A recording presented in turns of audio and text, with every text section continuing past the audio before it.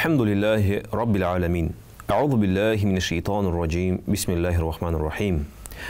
الصلاة والسلام على رسوله الكريم محمد وعلى آله وصحبه أجمعين.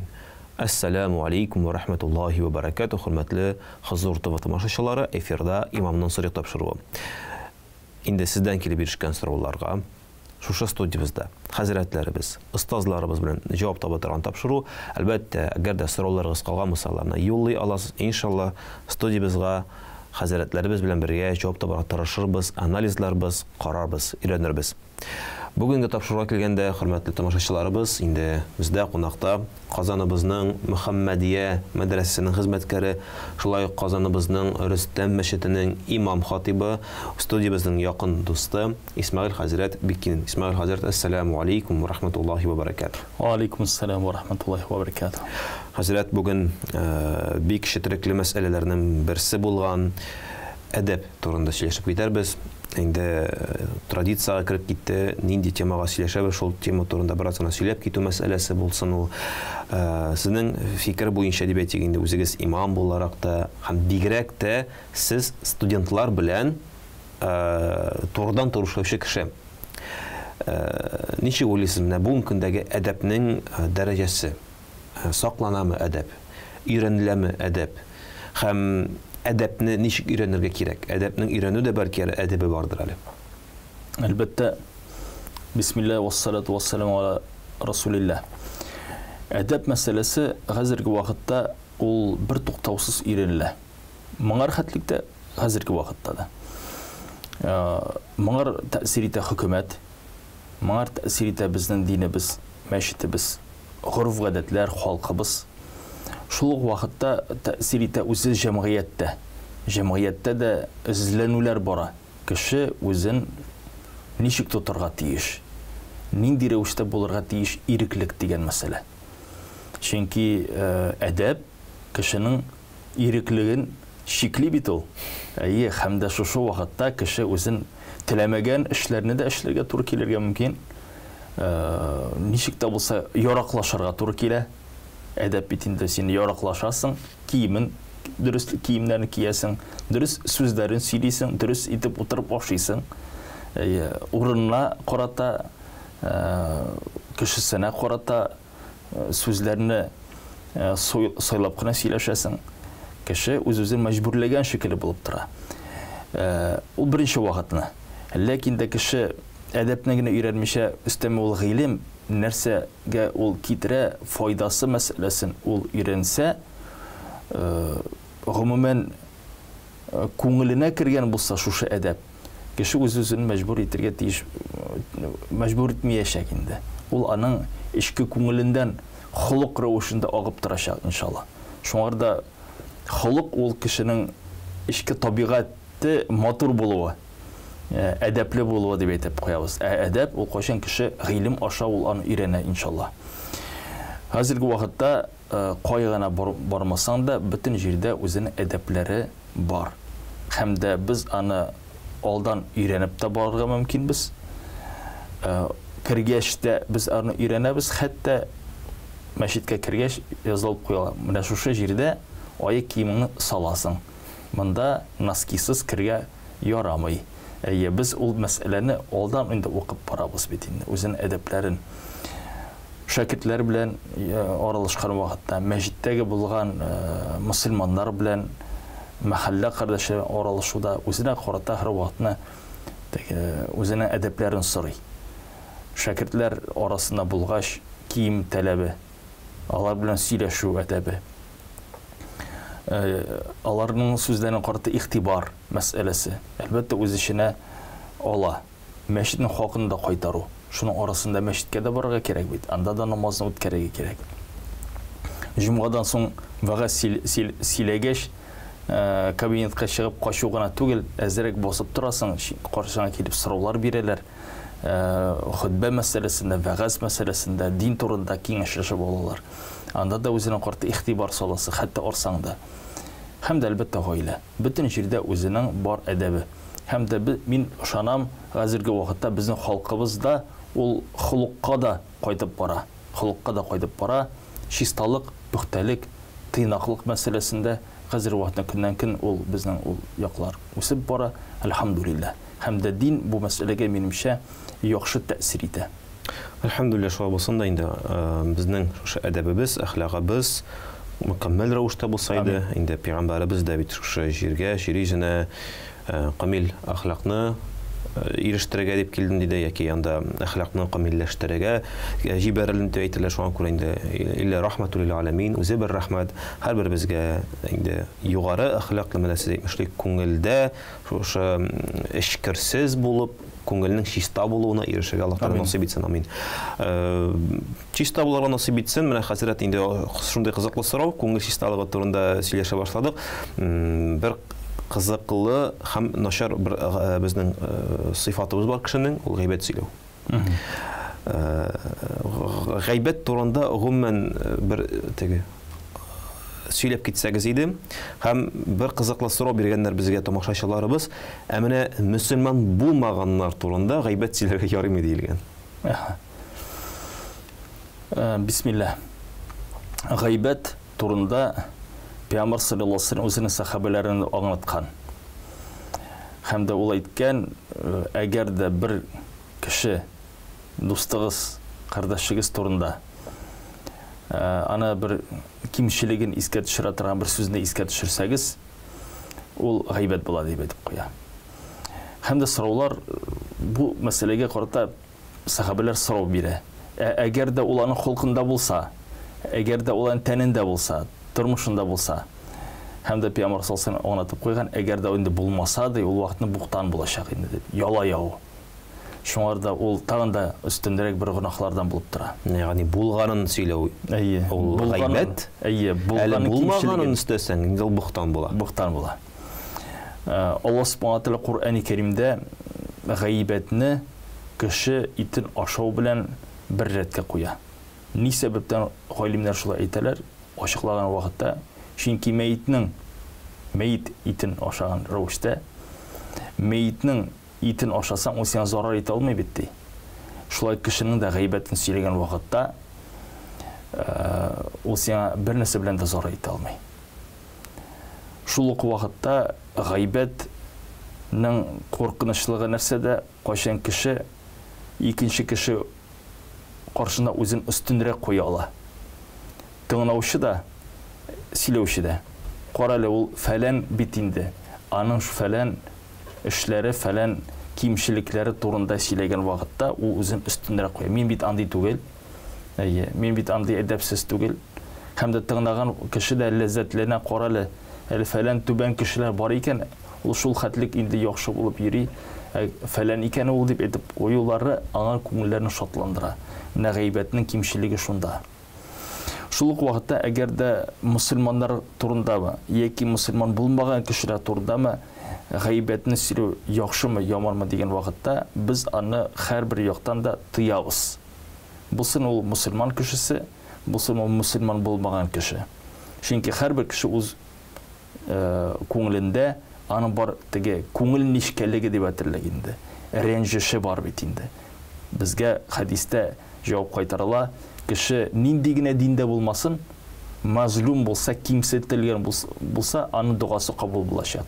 Ягъни кимсетсәң син имансыз булган кешене, кайсы бер дингә дә ышанмый, Аллаһка да ышанмый, аның дуасы, рәнҗеше, каһәре кабул булачак Аллаһ белән.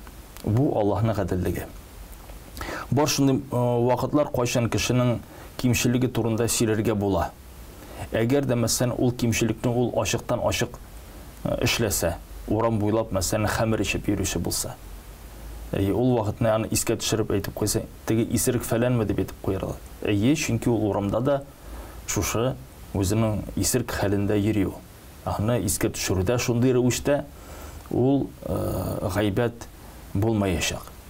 Яки кайры вакытны мәсәлән сәүдә өлкәсендә кемдер икенче кеше белән сәүдәгә керергә мөмкин. Һәм дә бу кеше ишеткәч әйтеп куя, карале, мин аның белән фәлән сәүдәгә кергән идем, ул мине алдады. Менә шушы рәвештә сак бул дип әйтеп куяр. Сакланыр өчен гыйбатны искә төшерергә була.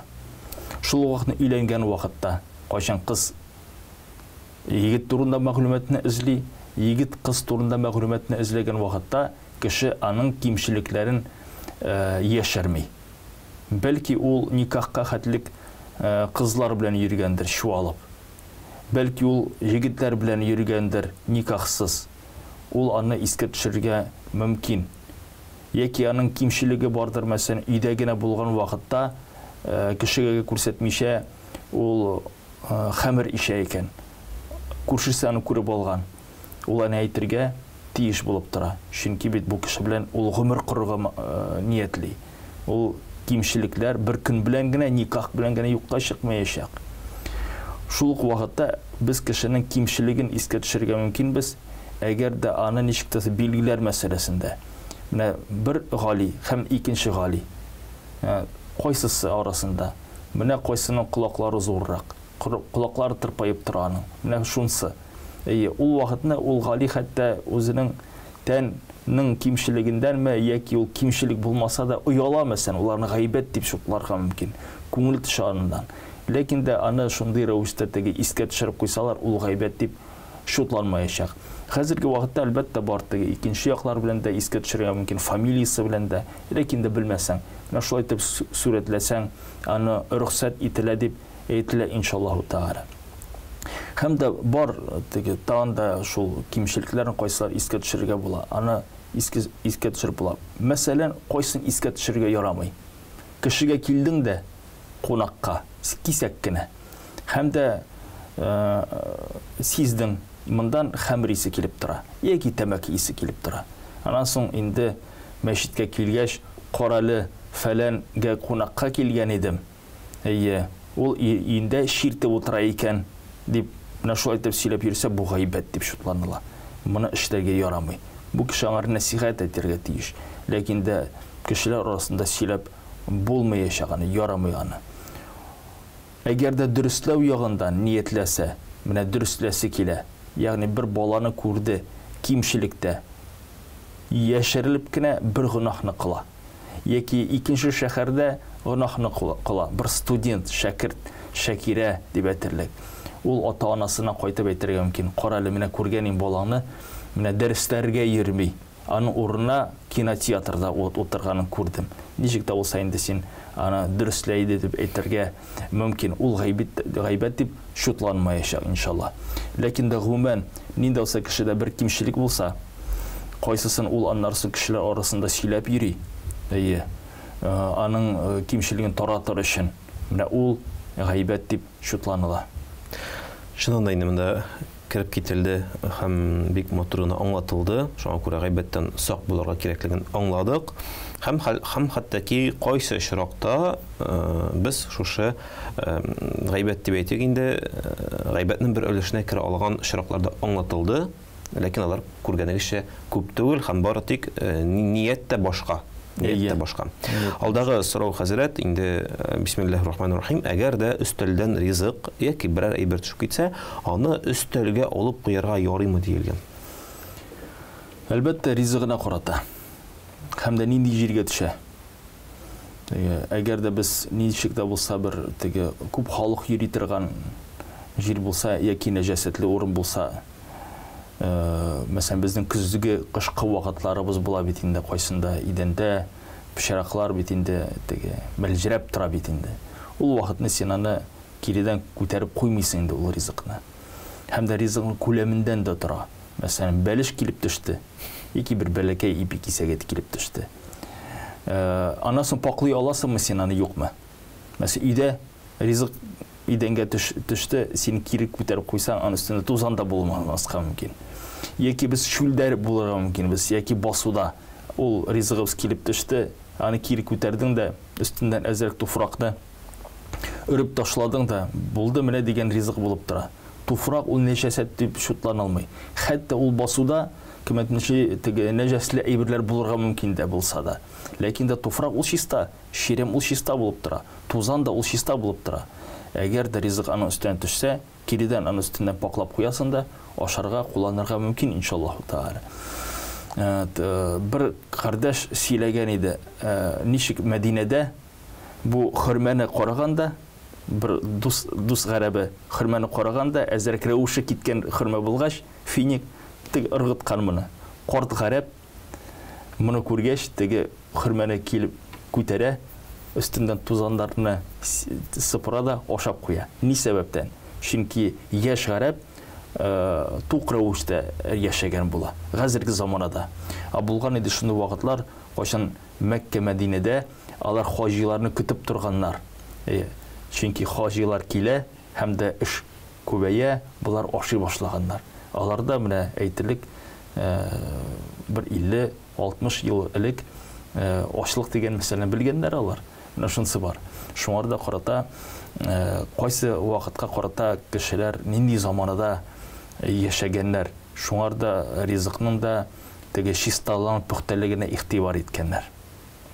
Гомумән, менә бу ризык әдәбе, инде ашау әдәбе дип әйтсәк инде, алары минемчә аерым бер шундый зур тема булып тора, ләкин кыскача табын, менә бер табында утырып ашау, әйдәгез, менә конкретно гаиләдә, менә без нәрсә эшлибез, менә гаилә әни әйтә, әйдәгез ашарга килегез ди, чакыра, без нәрсә эшләргә тиеш. Менә ишеттек, ваннага кирип кулны җуабызмы, әллә шул иш утырабызмы, нинди әдәпләре бар? Кыска гына. Кыска гына. Беренче әдәп ул бисмиллаһ дип ашау. Шунысын онытмаска кирәк. Әлбәттә, иң беренчесе кулны жусак. Ул без Пәйгамбәр саллаллаһу сөннәте. Ашау алдыннан һәм ашаудан соң авызыбызны шойкау. Ул Пәйгамбәр саллаллаһу сөннәте. Ризыкны ашаганда уң кул белән ашау. Сул кул белән ярдәм итәргә була, ләкин дә авызга саласың ризыкны уң кул белән. Анарсын ашаган вакытта уң яктагы булган кешене игътибар итү. Ягъни аңар җитсен, аңар ләксен рәвешендә. Һәм дә ашаган вакытта каршындагы булган ризыкка кулыңны сузу, үрелү. Әгәр дә читтә басып торса, ул ризыкны сорап алу. Һәм дә ашаган вакытта каршындагы булган кешенең авызына карамау. Бу Пәйгамбәр саллаллаһу белән искә төшерелгән хадисләрдә әйтелеп куела. Һәм дә инде әлбәттә шушы ризыкны ашап куйгач, Аллаһка кимендә бер шөкерне әйтеп куя. Әлхәмдүлилләһ. Яки без инде бер мөмкинлегебез бар хәзерге вакытта кулны күтәреп, әлхәмдүлилләһ аллази ат'амана һәза дип дуаларны укып куябыз. Кайгына булмасын. Һәм дә өстәмә мин мусламаннарны чакырам, әгәр дә алар кафе, рестораннарга чыксалар, торговый центрларга чыккан вакыт, сауда өлкәләренә чыккан вакытта ашагач, кулларны күтәреп бер дуа кылсалар, алар үзенең мусламанлыгын күрсәтәчәкләр иншалла. Инде әлхәмдүлилләһ, менә шундый кыска гына әдәп тә минемчә җитә, чөнки бу безнең әле булары кирип, буларында без үзебезне гел даими рәвештә тотсак, бу да иншалла Пәйгамбәрбез сөннәтенә дә аның муафиq булыр иде, үзебезгә дә бер инде ризыкка карата әдәбен кайтару булыр иде иншалла. Алдагы сорау, хәзрәт, минем бик зур бер проблемам бар. Мин бик еш һәм һәр вакыт диярлек алдым. Нәрсә эшләргә? Минемчә, монда бу очракта бик күп кеше үзләрен таныганнардыр. Чөнки без һәрберебез дә менә шикте шундый проблема белән яшибез инде. Хәтерләсәгез, хәзрәт, бер шундый мәзәк тә бар бит. Менә әйтеп китерсә, шаир әдәбе турында без сезнең белән сөйләшкән идек әле. Хәтерләсәгез, менә миңа да әйтеп китерсез, булай шаиртырга ярый микән? Бер кеше эшкә урнашырга килгәч әйткән бит. Сезнең нинди сыйфатларыгыз бар дигәч, мин менә идеальный кеше, мин менә компьютерда яхшы беләм, мин бухгалтерда яхшы беләм, мин юристта яхшы. Бер генә начар сыйфатым бар дигәч, нинди дигәч, мин алдым дип әйтә ди. Шуңа кебек менә бу алдау, аннан ничек качырга? Алдау мәсьәләсе ул бик тә теге катгый әйбер. Гынах бит безнең тормышыбызга башта ул теге уялып кына керә. Гынахны да біз уялып кына эшлибез беренче мәртәбә. Бер мәртәбә эшләде, икенче мәртәбә эшләдең. Карасың, Аллаһның каһәре төшми. Алдалыйсың, урлыйсың, ләкин дә бер көнне ул килеп кысачак. Каршы чыгачак шушы кешегә. Бу дөньяда булмаса ахирәттә. Пәйгамбәр саллаллаһу алейһи ва саллямдан сахабалар сораганнар. Я Расулуллах, мусульман кешесе хәмер ишәргә мөмкинме ди? Була шундый хәл, кайчан мусульман кешесе хәмер ишә ди. Урлаучылар буламы? Урлаучылар да була ди. Зина кылучылар. Мусульман арасында зина да кылырга мөмкиннәр дип Пәйгамбәр саллаллаһу алейһи ва саллям кайтара. Алдакчылар буламы ди? Карагыз әле, гарәпләр теге градация, гынахларның градациясы ничек ясыйлар теге. Хәмер теге астарак, теге урлау астарак, зина кылуында куркынычрак мәсьәлә. Чөнки алар җаһилият вакытында да зина мәсьәләсе ул теге түбән шиктә булган кешеләргә генә хас булган бер ул. Һәм монда алдалау. Теге таңда куркынычрак. Һәм дә әйтәләр, Пәйгамбер саллаллаһу алейһи ва саллям ул кырын утырып утырганда әйткән, мусульман кешесе бер кайчан да алдаламый ди. Мусульман кешесе бер кайчан да алдаламый. Мусульман кешесе бер кайчан да алдаламый дигән. Һәм дә сахабалар күргәннәр Пәйгамбер саллаллаһу алейһи ва саллям йөзендә шул хәтлектәге катгыйлыкны без ди курка башладык ди. Беләсезме? Шуңарда мусульманнарның бер теге сыйфаты, менә мусульман уммәтенең сыйфаты, без алдаламыйбыз. Әгәр дә кешедә бар икән шундый кимчелек, ул иң беренчесе Аллаһ Тәгаләгә мөрәҗәгать итәргә тиеш. Аллаһ Тәгаләне сорый тауфик, һидаят, иман. Аллаһ Тәгалә бирсен аңар тугры холык бирсен, алдалаудан Аллаһ Тәгалә аны шикләндерсен дип. Аңар карата бер теге ишарә итә бер хадис.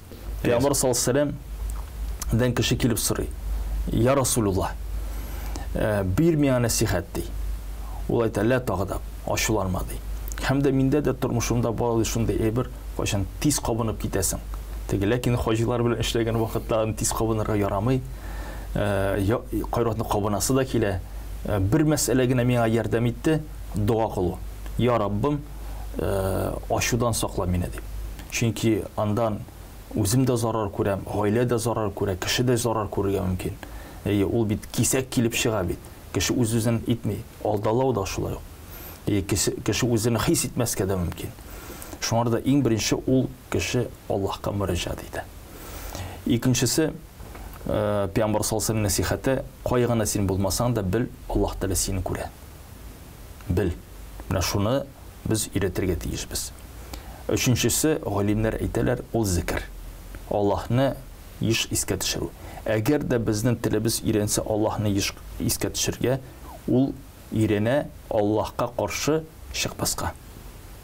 Менә шушы азаларыбызны Аллаһка итәгатьле булырга без шулай өйрәтә алабыз иншалла. Шуннан да менә бу ниләрне, киңәшләрне кыскача тагын бер искә төшерәбез, хәзрәт. Беренчесе безнең ул Аллаһка дуа кылу. Аллаһка дуа кылу. Әйе. Икенчесе, искә төшерү. Һәр җирдә Аллаһ сине күрә. Һәм өченчесе, Аллаһны еш искә зикр төшерү, зикр кылу. Тәсбих беләнме? Менә ул зикрләр ниндирәк була? Субханаллаһ, Әлхәмдүлилләһ, Аллаһу акбар, Астагфируллаһ, һәм дә Аллаһу акбар, Ла илаһа илляллаһ. Менә шулар. Амин. Алдагы сорау, хәзрәт, әгәр дә Коръән мусхафы берәр тышлыкка төрелгән булса, аны тәһарәтсез тотып буламы? Әгәр дә ул тышлык Коръәнгә беркелгән булмаса, ул вакытны аны тәһарәтсез тотырга була.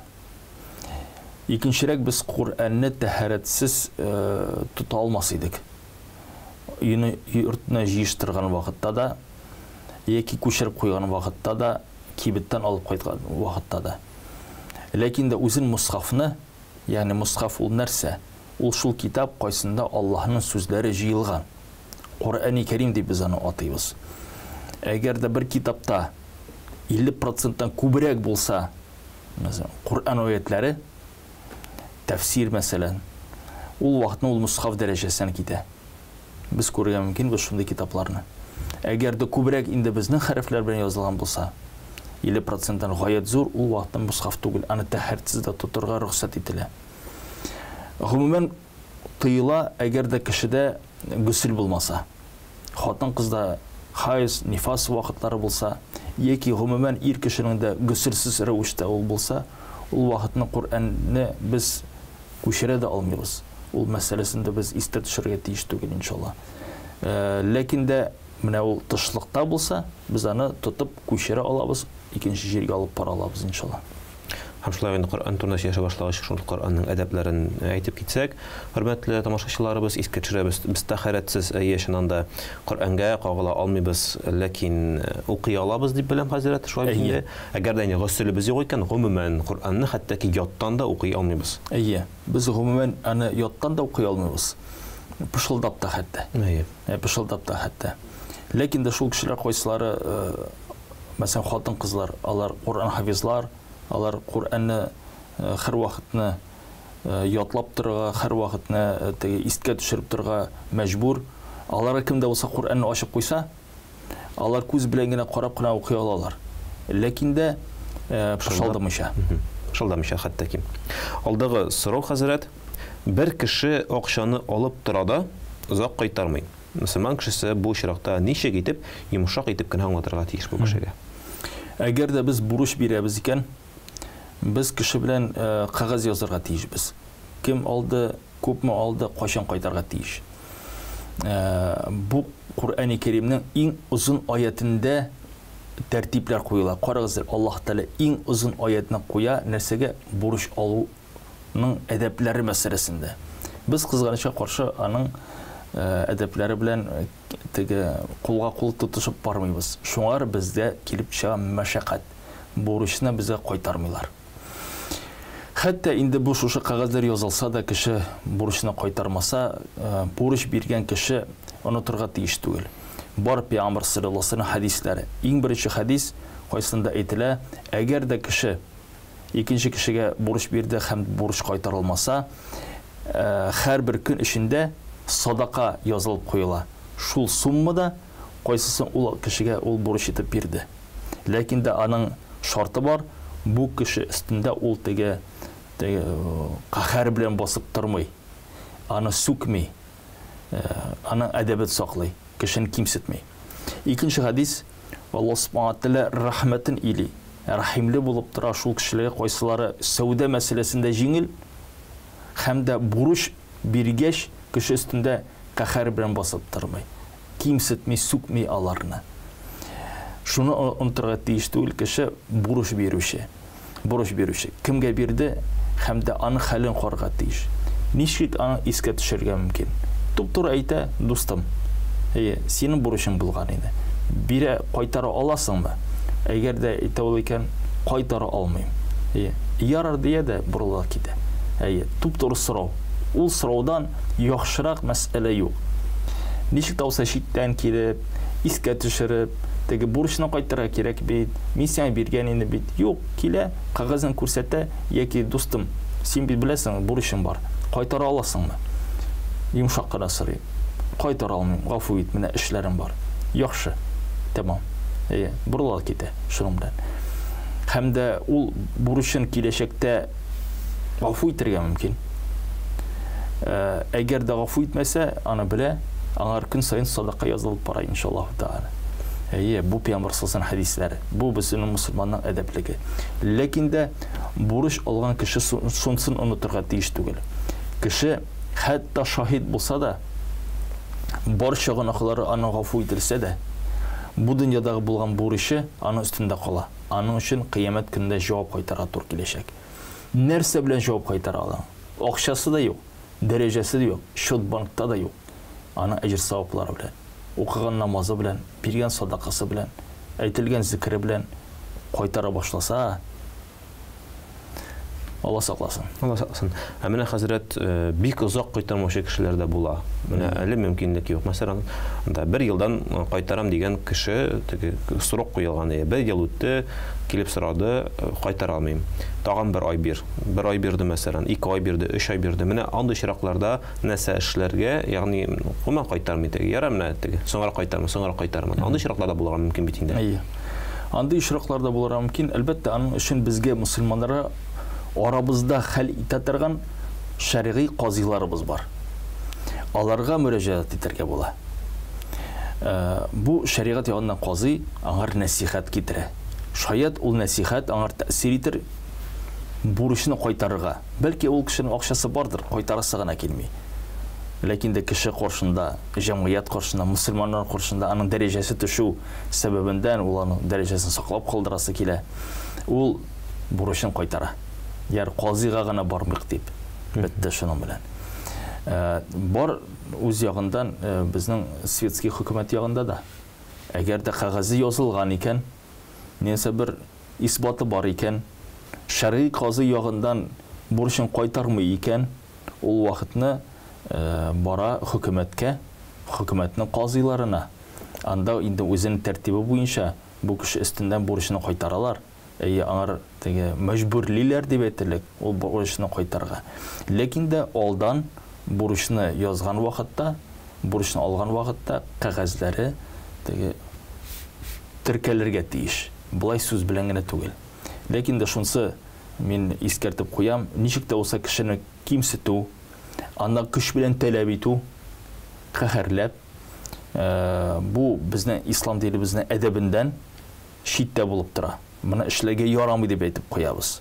Әҗр-саваптан мәхрүм булыр. Чөнки алдан әйттек, бурыч биргән кеше ул зур әҗр-савапка лаеклы. Шул ук вакытта безнең хөкүмәтебез каршында да, әгәр дә кеше икенче кешедән акчаны көч белән яки теге гаять зур таләпләр белән үстендән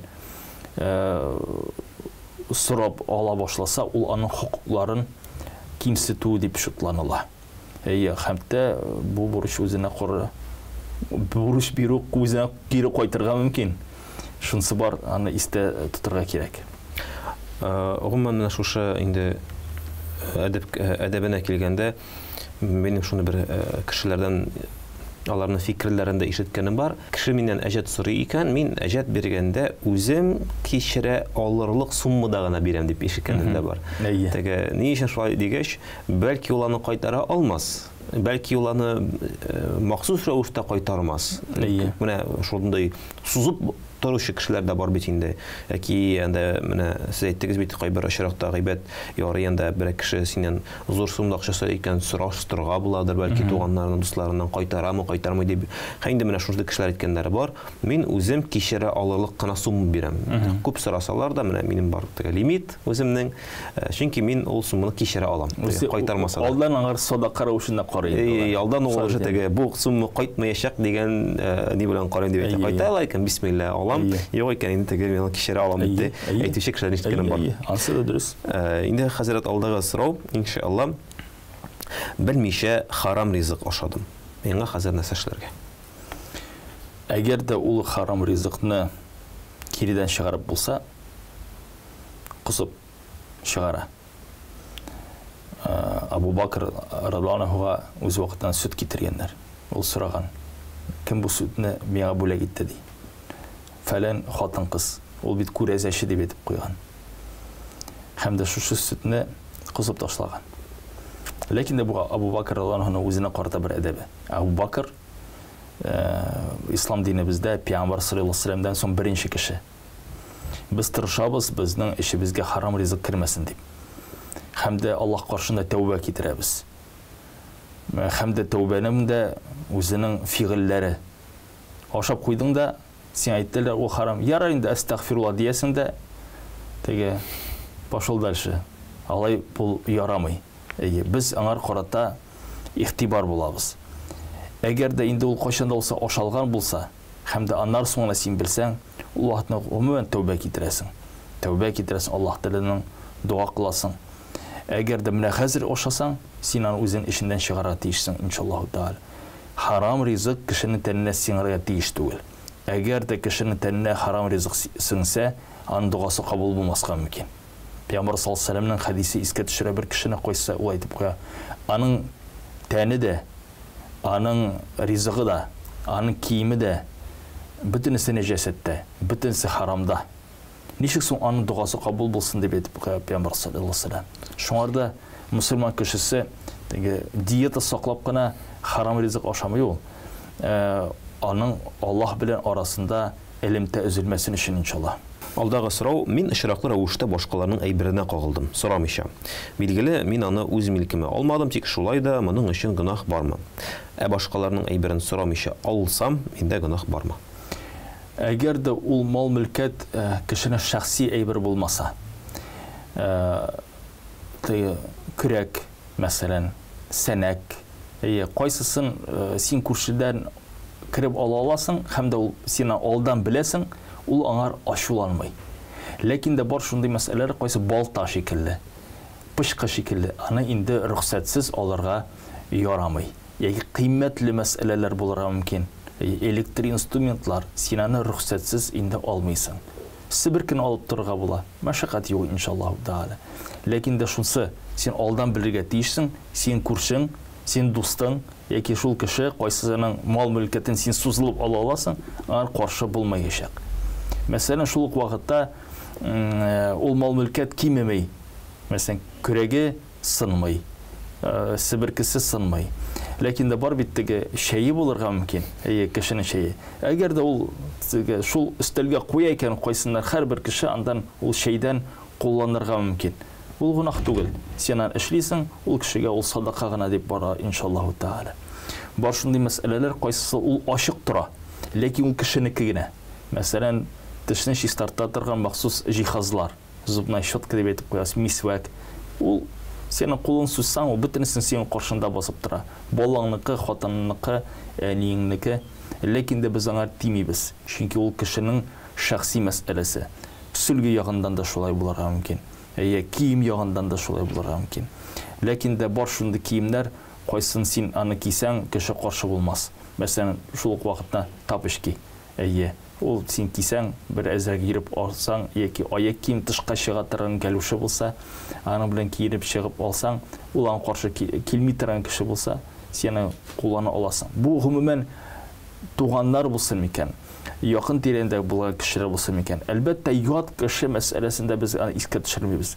Ят кешенең нинди генә әйбер булмаса да, без аны тиргә тиеш түгел. Чөнки ул кеше ачуланырга мөмкин. Шуның белән біз кешегә теге хакына керәбез дип әйтерлек. Бу шул кешеләр кайсылары безнең тирәбездә аралаша торган кешеләр. Күршеләребез, дусларыбыз. Сахабаларда шундый үрнәк булган. Дус сахабага кирип, алар аны рөхсәтсез дә акчаны бурычка алырга мөмкиннәр. Шундый булган очраклар. Кайчан килгәндә, каралы фәлән хатыны бир әле миңа шул хәтлек акча дип. Теге сандыкны ачканда акчасын биреп җибәргән. Хәтта иреннән сорамыйча. Һәм дә бу сахаба кайткач әйткән. Менә хатын бу фәлән сахаба килгән иде, дустың. Бездән шул хәтлек акча алып китте. Ул әлхәмдүлилләh алып китсен, мәшәкать юк. Шул хәтлек аларның арасында ышаныч булган. Ләкин дә монда менә шушы кардәшлек, ышаныч мәсьәләсендә искә төшерелә бит инде. Ләкин дә калган очракларда без кешенең рөхсәтен сорарга тиешбез иншалла. Хәзерге вакытта безнең махсус җиһазларыбыз бер күп.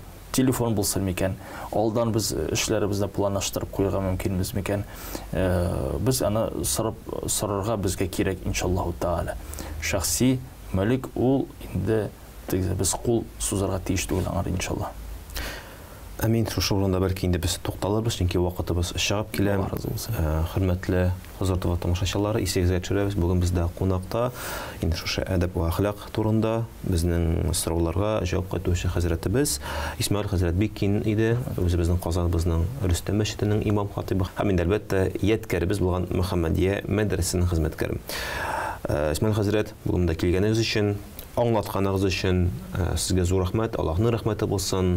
Файдалы сезгә дә, безгә дә файдалы тапшыру булсын, әлбәттә, һәм әлбәттә безнең тамашачыларыбыз өчен файдалы тапшыру булса дип ниятдә саубуллашабыз. Ассаламу алейкум ва рахматуллаһи ва баракатуһ. Ва алейкум ассалам ва рахматуллаһи ва баракатуһ. Хөрмәтле Хозур ТВ тамашачылары, эфирыбызның вакыты чыкты. Исегезгә төшерәбез, имамнан садыйк тапшыру иде. Тагын сорауларыгыз калганмы, аларны әлбәттә юллый аласыз. Иншалла шушы студияда хәзрәтләребез белән өйрәнербез, җавап кайтарырга тырышырбыз. Алдагы очрашуларга кадәр сау булашабыз сезнең белән. Ассаламу алейкум ва рахматуллаһи ва баракатуһ.